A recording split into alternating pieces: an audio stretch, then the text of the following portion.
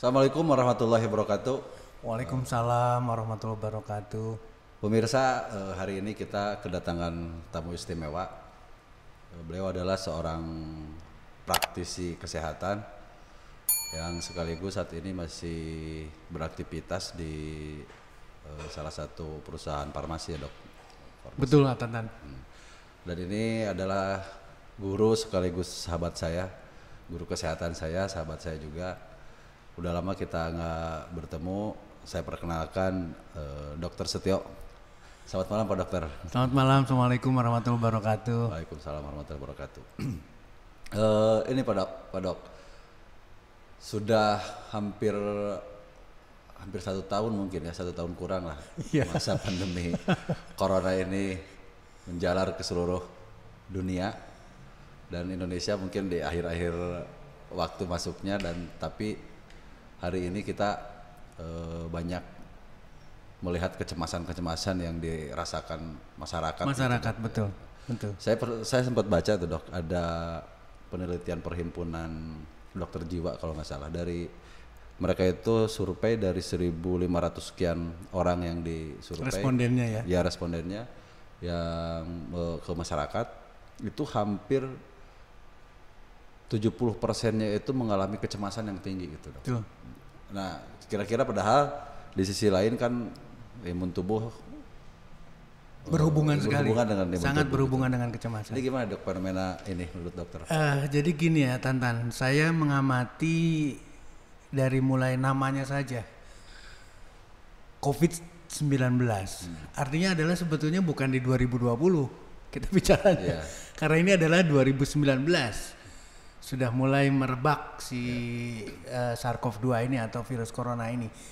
Jadi otomatis masyarakat sudah mulai dari awal pun ketika tanggal awal Maret katakanlah disampaikan bahwa ada 001 kasus 001 di Indonesia. Yang diterima oleh masyarakat adalah satu ketakutan yang luar biasa.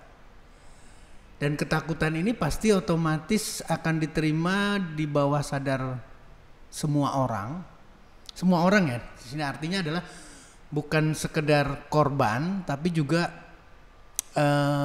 tenaga kesehatan termasuk di dalamnya.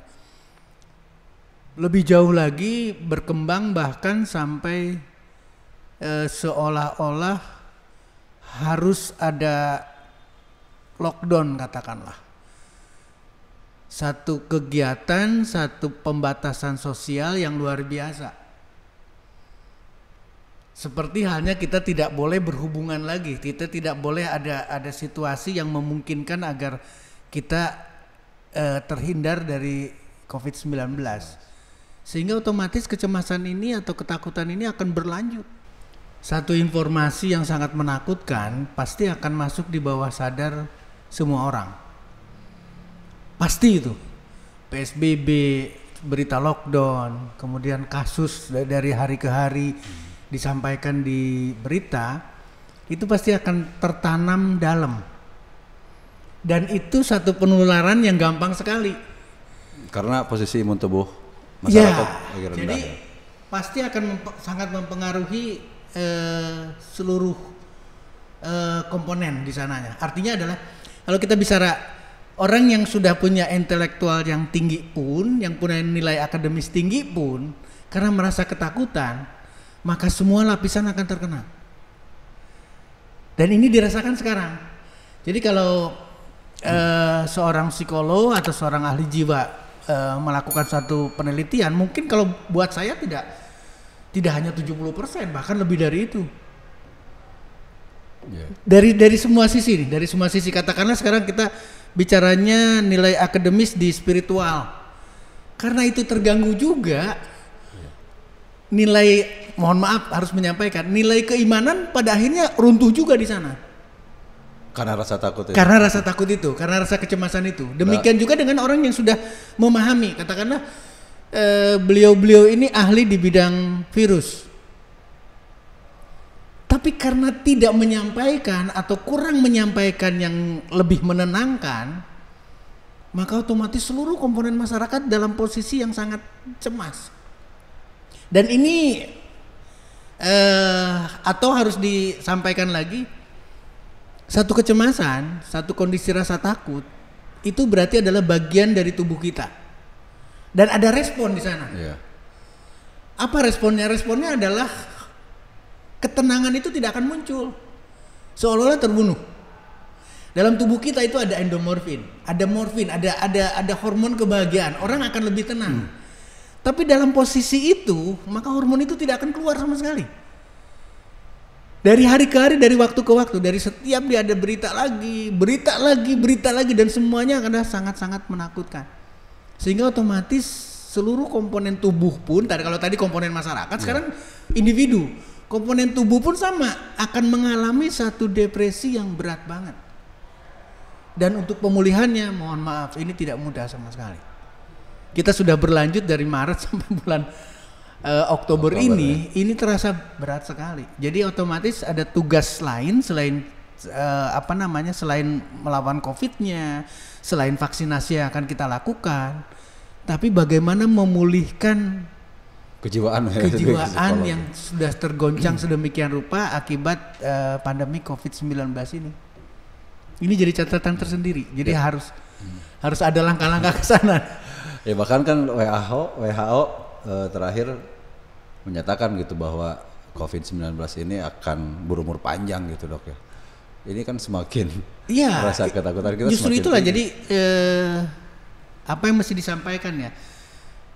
Ketika virus ini ada, ketika virus ini dihadirkan, maka tidak pernah akan punah. Karena vektornya adalah manusia. Kita ketika berbicara demam berdarah, maka kita berhadapan dengan nyamuk Aedes aegypti. Karena vektornya adalah nyamuk.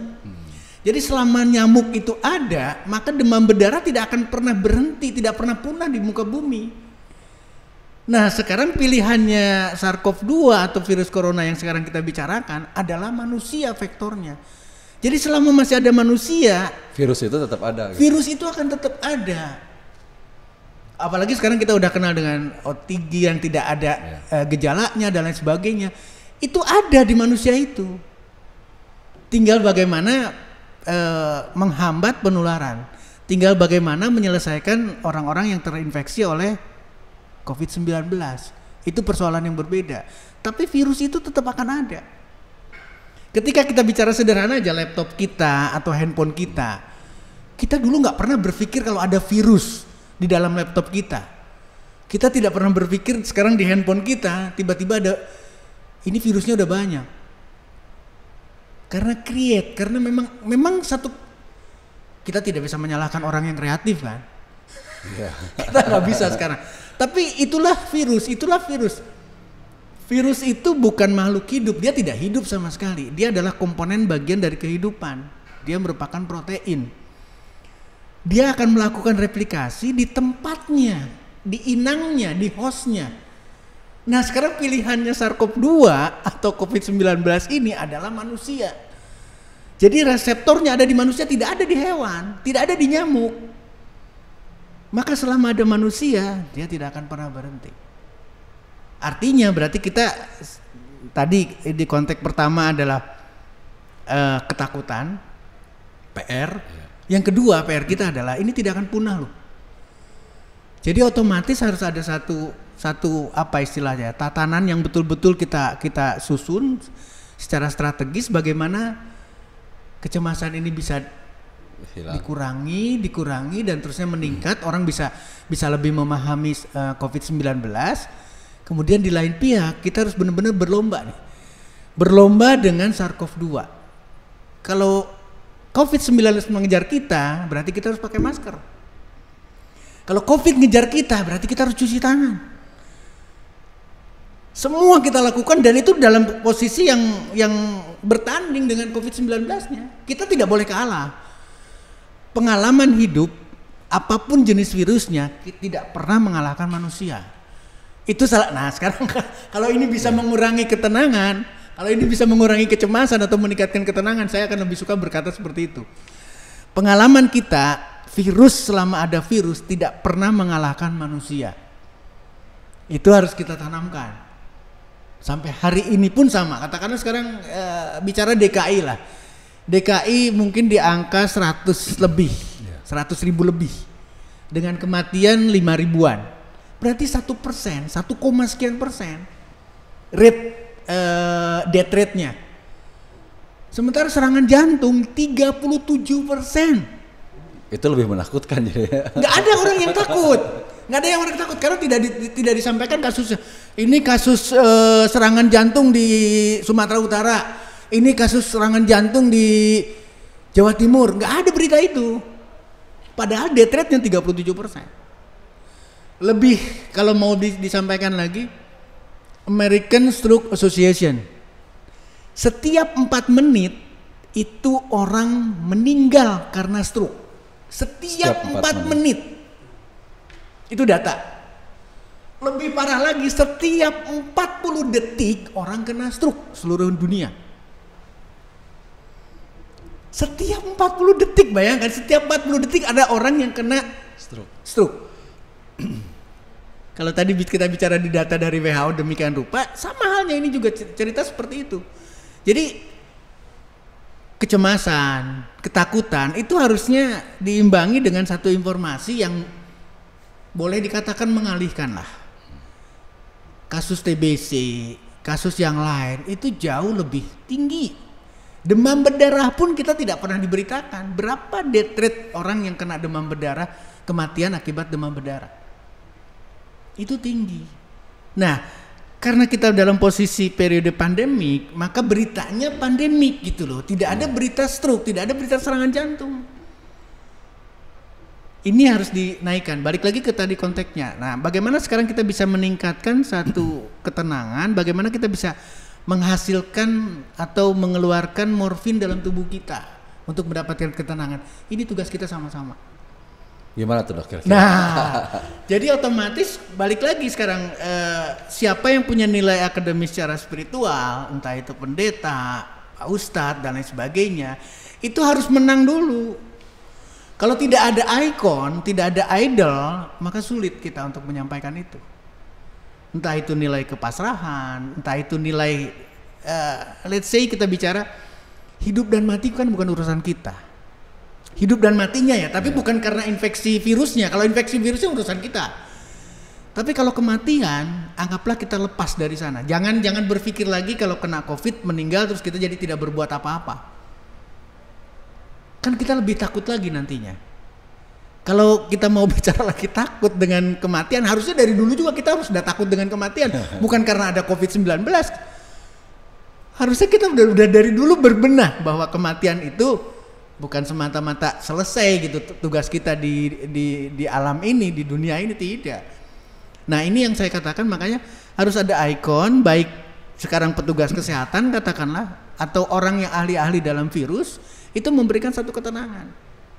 Sehingga masyarakat bisa mendapatkan satu apa istilahnya? Satu kesempatan untuk membangkitkan dirinya. Tenang. Contoh sekarang kalau kita mau bicara apa sekarang mau judulnya, lakukan meditasi. Orang lain akan berbicara di meditasi. Mohon maaf, Muslim akan berbicara di tahajud mungkin, lebih diberlama-lamakan katakanlah. Itu akan meningkatkan endorfin kita. Nilai kepasrahan kita, nilai berserah diri kitanya akan lebih tinggi dan itu endorfin akan keluar. Dengan kita menahan nafas saja, artinya adalah lebih apa istilahnya, lebih menata nafas kita. Karena kalau orang ketakutan nafasnya juga nggak benar.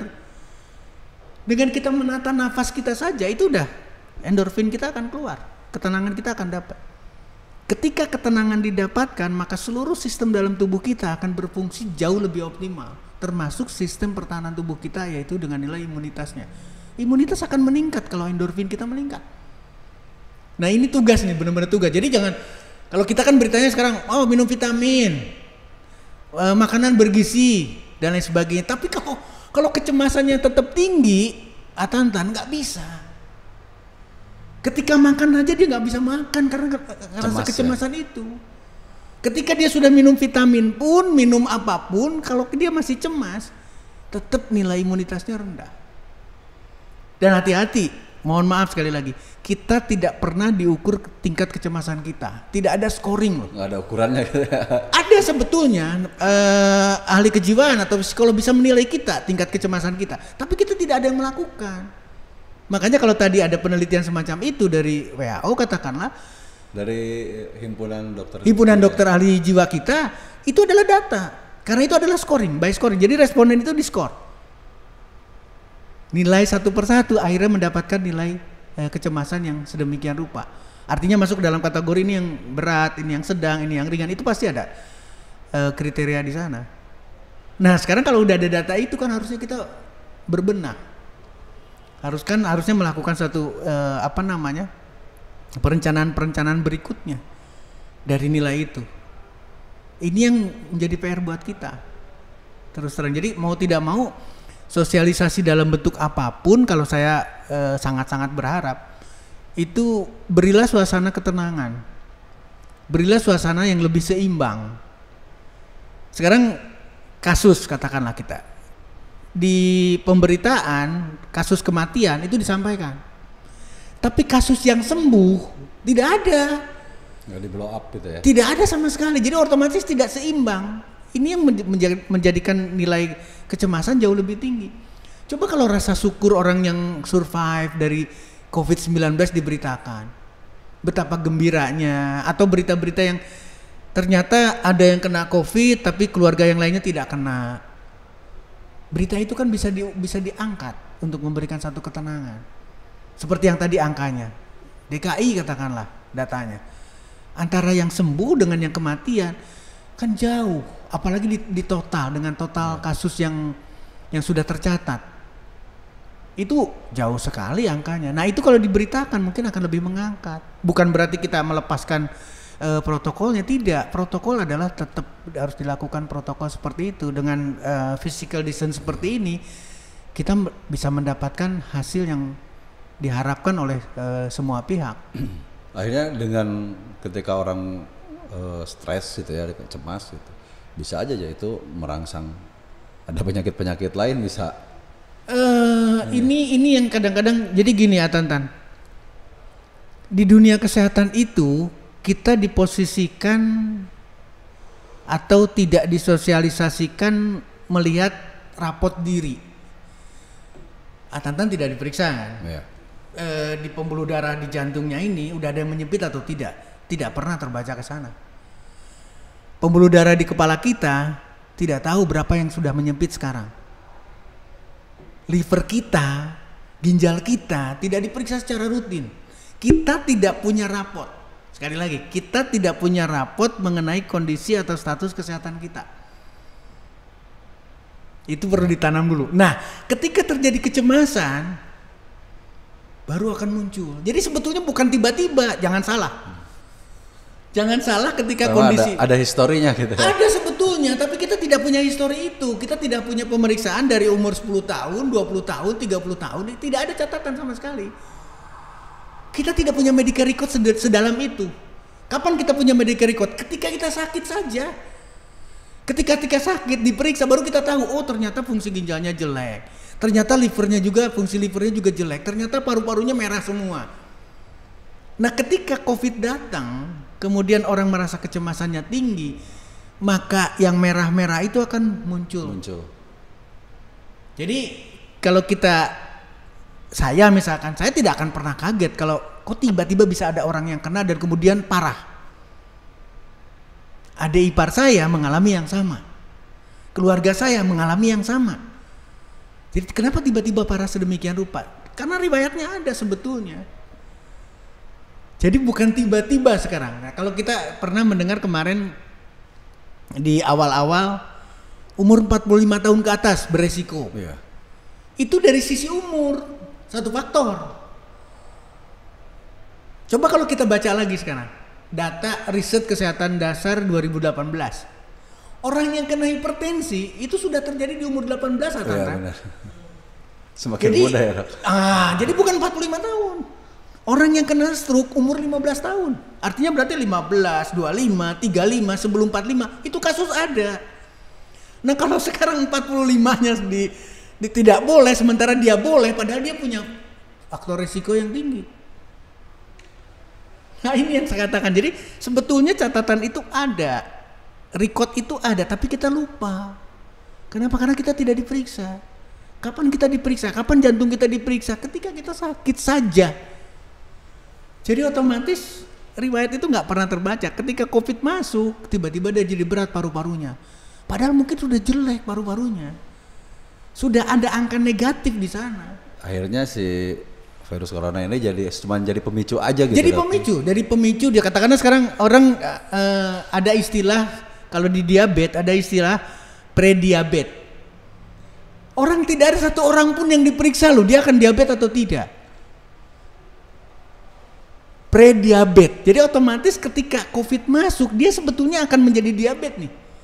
Ketika COVID masuk, maka diabetesnya itu muncul.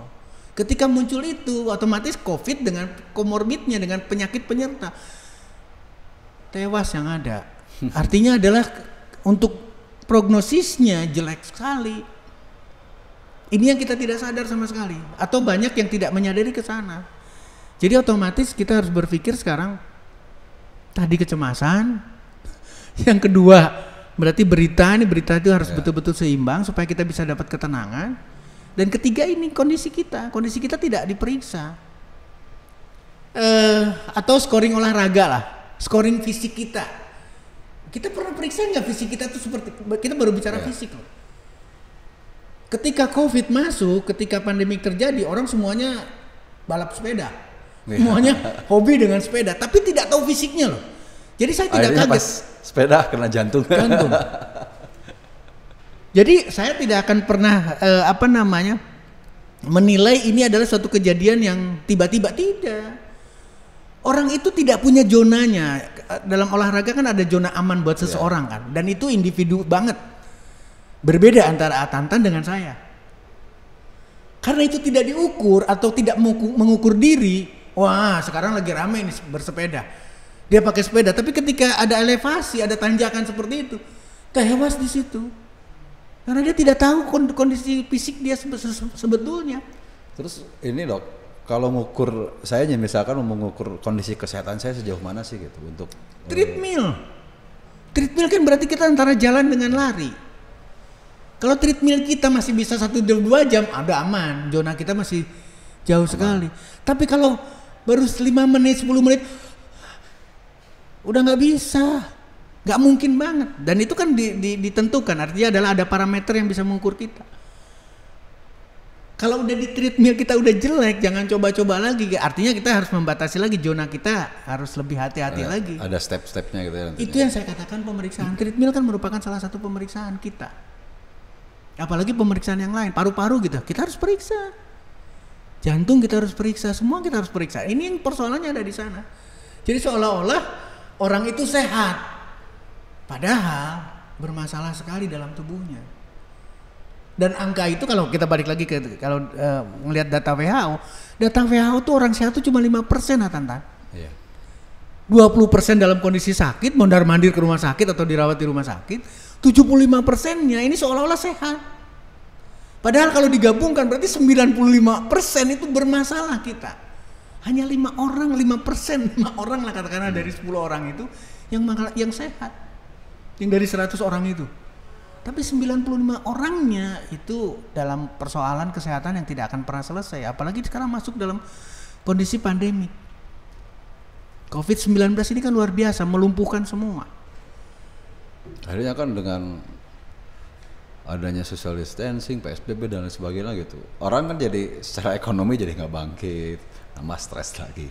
Terus banyak persoalan gitu. Iya betul. Kalau ngelihat ke dampak sosial berarti kan kita bicara dampak sosial finansial itu kan berhubungan sekali ke sana. Jadi kesulitannya akan lebih berlipat lagi. Ketika pemerintah, Satgas menyampaikan konsumsi vitamin, mau beli vitaminnya juga nggak ada duitnya. Tadi bicara makanan harus bergizi, harus seimbang dan sebagainya. Dari mana? Ini kan akan menekan lagi kondisi depresi masyarakat. Jadi otomatis ini harus seimbang. Jadi mudah-mudahan ke depan harapan kita semua, harapan masyarakat, otomatis kan kita harus menyeimbangkan semua. Memberikan satu ketenangan, memberikan satu penjelasan yang lebih apa istilahnya, seimbang katakanlah, antara yang menakutkan dengan yang menyenangkan, supaya orang lebih leluasa. Protokol wajib, tidak ada cerita. Kalau udah bicara protokol kalau saya mengupamakan begitulah. Karena COVID ada, maka kita harus berlomba dengan COVID. Kalau COVID mengejar kita, cuci tangan segera. Kalau COVID mengejar kita, buru-buru kita pakai masker. Semua kita harus lakukan seperti itu. Social distance, physical distance, kita lakukan semua itu. Masuk kemanapun ke kerumunan, kita jaga semuanya. Ini yang jadi PR bareng-bareng kita. Tadi menarik dok, kesehatan kita itu ada historinya dok. Bahkan kan belakangan ternyata seiring perkembangan zaman itu ya, orang yang 18 tahun sudah terkena serangan jantung, yang 20 tahun terkena hipertensi, padahal itu biasanya gitu rentan di tidak umur, terjadi ya, di tidak usia, terjadi di istilahnya usia senja kan, gitu. betul. Nah kira-kira fenomena apa dok sehingga zaman sekarang ini orang-orang muda itu sudah terjangkit penyakit-penyakit yang memang notabene zaman dulu dihidap oleh orang tua orang gitu. yang berusia. Orang yang berusia gitu. Ceritanya sebetulnya sederhana. Artinya kita harus berpikir begini. Kita kembalikan ke konteks apa istilahnya ya? Perjalanan seseorang.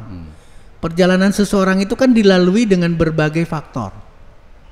Tadi kita bicara kecemasan. Artinya adalah secara psikis dia tidak bisa memanage stresnya dan sebagainya. Kemudian pola makan, ini yang paling jelek. Jadi kalau kita mau berbicara di apa ya, katakanlah pernah kita mendapatkan penjelasan bahwa hipertensi itu adalah penyakit keturunan, bahwa diabetes itu adalah penyakit keturunan, jantung. Atau banyak sekali kasus-kasus karena keturunan. Itu tidak sederhana itu. Karena kalau kita amati lagi, bukan berarti hanya karena faktor genetikanya, tapi pola makan yang diturunkan dari orang tua kita, dari kakek nenek kita ke kita itu polanya sama, otomatis akan menggandeng ke sana. Jadi kenapa orang itu apa istilahnya ya, baru diketahui ketika dia sakit, baru memahami kondisi itu ketika orang itu apa namanya, ada rapot merah dalam tubuhnya ketika diperiksa. Maka itu kita tidak akan bisa menghindar dari sana.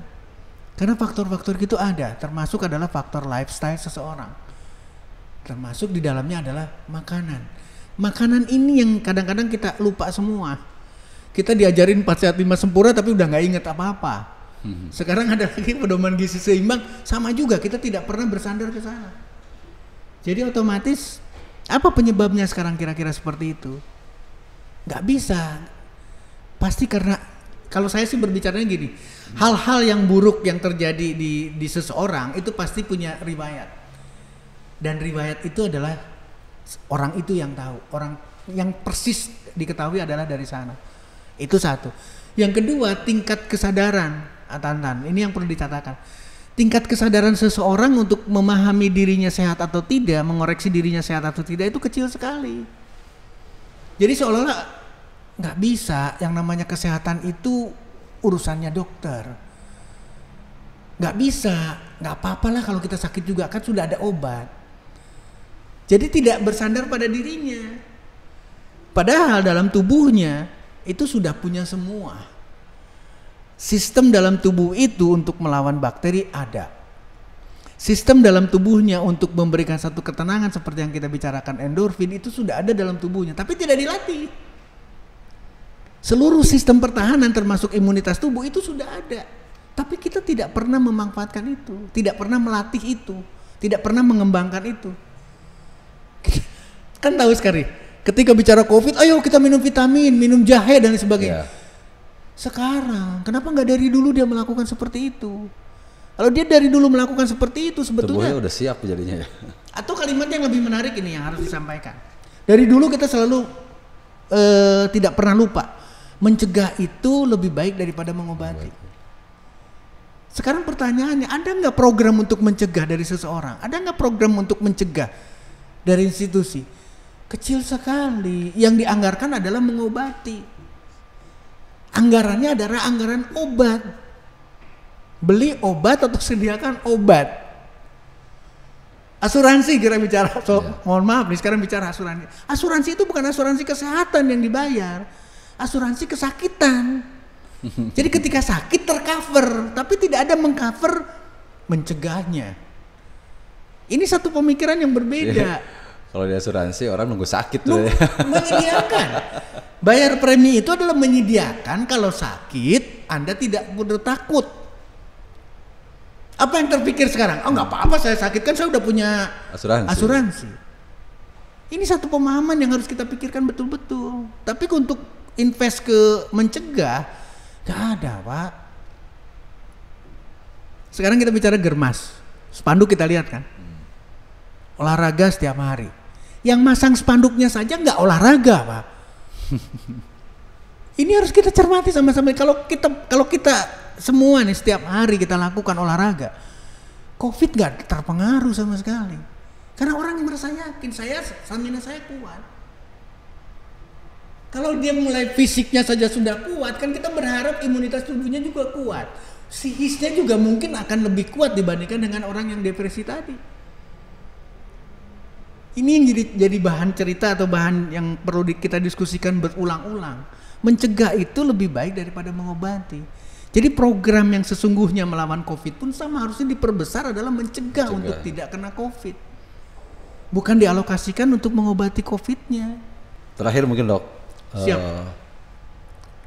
Kalau tadi buat masyarakat yang masih sehat gitu mungkin ya, masih yang belum terkena virus COVID-19. Nah ini sekarang bagaimana nih kita mengantisipasi, selain mengantisipasi gitu ya, ketika kita terjangkit nih, apa yang harus kita lakukan gitu Dok? Karena kan obatnya belum ada gitu, sehingga dengan faktor-faktor kecemasan dan lain sebagainya, kira-kira apa nih yang harus dilakukan ketika kita misalkan terjangkit COVID gitu? Ya, ini juga satu catatan tersendiri. Jadi ketika saya katakanlah, pertanyaannya sederhana ke Atantan dulu. Atantan berani nggak di rapid test? Berani udah beberapa. Nah, itu salah satu kunci. Jadi jangan dulu kita terinfeksi ya. Tapi bagaimana supaya kita tahu dulu rapot kita, lakukan rapid test. Tapi dengan kesadaran sendiri. Oh, rapid test saya nggak pasti nih. Saya lakukan swab dong. Tapi gitu Dok, saya pas di swab gitu ya. Positif? Enggak positif, negatif. Enggak. Cuman menunggu hasil swab itu lama. Tambah ini Dok, ketakutannya tambah tinggi karena jadi mendingan nggak di swab sekalian gitu. Ini kuncinya. Jadi artinya begini, kita harus menanamkan dulu bahwa COVID-19 ada. Satu. Yang kedua, manusia diciptakan dengan pertahanan. Itu dulu. Jadi ketika kita di rapid atau di swab itu pastikan kita tidak ada. Jadi tanamkan kita tidak akan tidak. Dulu gitu ya. Jadi kalau rapid berarti non reaktif, kalau swab berarti negatif. Itu harus ditanamkan dulu di kita. Nah, kalau itu sudah tertanam dan juga masih masuk juga, berarti kan kita harus berpikir lagi, ini pertahanan kita kurang. Lawannya diri kita bukan dari obat. Dari diri kita sendiri. Dari tubuh kita sendiri bangkitkan untuk melawan virus. Caranya? Nah ini yang jadi persoalan. Caranya adalah yang tadi, dengan tarik nafas, dengan meditasi, itu semua akan meningkatkan imun kita, dan imun itu untuk melawan COVID-nya. Garis apa istilahnya ya? Benang merahnya seperti ini. Kita menunggu vaksin agar timbul imunitas kita untuk melawan COVID-19. Paham maksudnya ya? Karena ada vaksin dimasukkan dalam tubuh kita, maka dalam tubuh kita sudah siap untuk melawan vaksin. Melawan COVID-19. Balik lagi sekarang. Kenapa kita tidak langsung membangkitkan dulu sebelum vaksin itu datang? Bikin vaksin sendiri aja dalam tubuhnya gitu ya. Kan sekarang vaksin masuk ke dalam tubuh kita. Apa sih yang diharapkan? Adalah imunitas kita untuk melawan COVID-19. Nah, kalau kita tadi rapid saya yakin non reaktif, di swab saya yakin negatif, berarti otomatis imun dia udah muncul. Ketika terinfeksi pun sama. Dia masih tetap semangat gitu ya. Kan sekarang antara vaksin dengan infeksi itu sama. Vaksin adalah satu kegiatan pasif aktif diberikan oleh seseorang untuk membangkitkan imunitas. Kalau infeksi COVID berarti dia pasif. Tidak sengaja, judulnya aja SAR. SAR itu berarti kan Severe Acute Respiratory Syndrome. Severe Acute itu berarti tiba-tiba nih. Tidak sengaja, tiba-tiba masuk dalam tubuh seseorang terinfeksi. Maka hasilnya apa dalam tubuh kita? Berarti kan membangkitkan imunitas. Nah kalau kitanya dipacu dengan rasa takut, otomatis akan turun sama sekali imunitasnya. Satu pemilihan katakanlah, ketika kita terinfeksi, Tantan atau saya mau memilih di mana? Di rumah sakit, di Wisma Atlet, atau di rumah sendiri? Kalau buat saya akan memilih di rumah. Nilainya akan berbeda kita. Ketenangan jiwanya. Ketenangan jiwa kita akan beda. Kita masih bisa ngelihat anak kita masih bisa lihat istri kita. Tapi kalau sudah dimasukkan di isolasi di rumah sakit, yang besuk pun tidak boleh, itu jadi horor ya. Sementara di sebelah kanan kiri kita atau ruangan di sana, kita tahu tadinya si A ada di sana, hari ini dia udah meninggal. Jauh imunitas kita. Tapi kalau di rumah, ini salah satu yang harus kita jadi itu kan. Isolasi mandiri itu harus sosial besar sekali. Jangankan bicara terinfeksi, bicara reaktif saja. Reaktif nih, bicaranya rapid. Itu harus sudah melakukan isolasi mandiri dan dengan kesadaran sendiri gitu. Tidak perlu panik harus masuk ke rumah sakit, tidak harus naik tingkat lagi. Oh, saya udah reaktif nih. Oh, gawat nih, saya harus lebih baik swab. Tambah terjerumus lagi dia.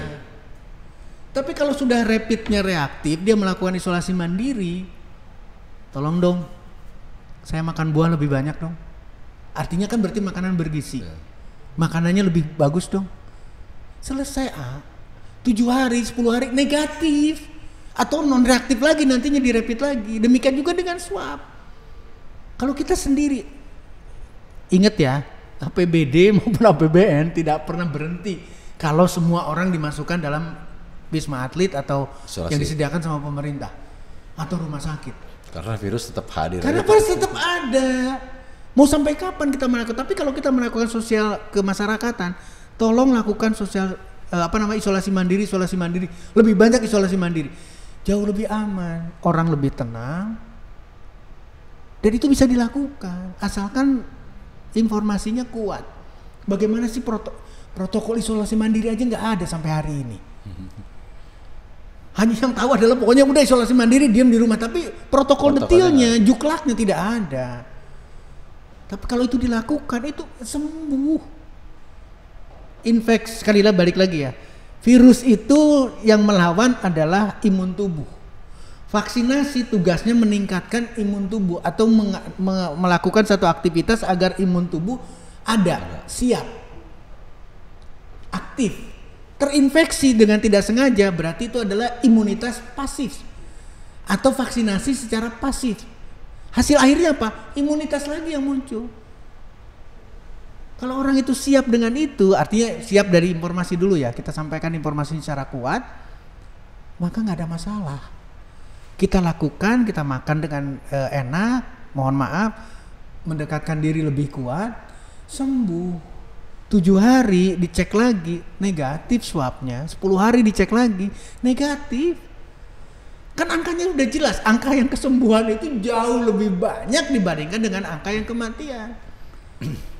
Siap Dok. Ini karena waktu kita sudah habis ya Dok. Sama-sama. Siap. Terima kasih Dok atas kehadirannya di tempat kami. Dan mungkin salah satu kesimpulan mungkin ya, kita jangan takut dengan COVID-19, betul. Saya setuju. Tetap harus jaga kesehatan itu Dok. Betul. Terima kasih Dok. Sama-sama. Mungkin nanti di lain hari kita pasti akan undang lagi dokter ke tempat ini. Amin. Terima kasih atas kehadirannya Dok.